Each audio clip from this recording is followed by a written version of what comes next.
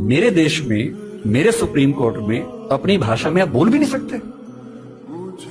आप 28 राज्यों में से केवल 4 राज्यों में हिंदी में हाई कोर्ट में बात करने की परमिशन देते हैं।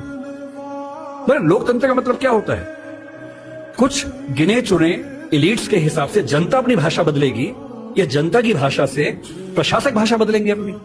अगर लोकतंत्र है तो लोकतंत्र में जनता की भाषा ही केंद्र में होनी चाहिए, कोई और भाषा केंद्र में कैसे हो सकती है? पर हम लोग इतने आदी हो चुके हैं, हम स्लेव मेंटेलिटी के इतने अभ्यस्त हो चुके हैं कि हम ये प्रश्न कभी नहीं करते।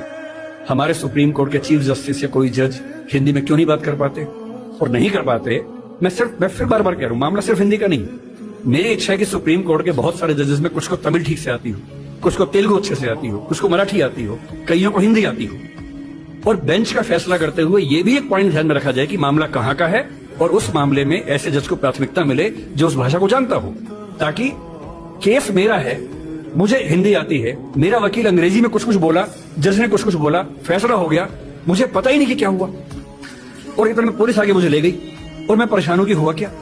मेरे मामले के किसी प्रसंग में मेरी भूमिका ही नहीं है, क्योंकि सारी प्रक्रिया 2 ऐसे व्यक्तियों के बीच में चल रही है जिनके पास एक भाषा है जो मेरी भाषा नहीं है, जबकि मामला मेरा है, और कहने को लोकतंत्र है।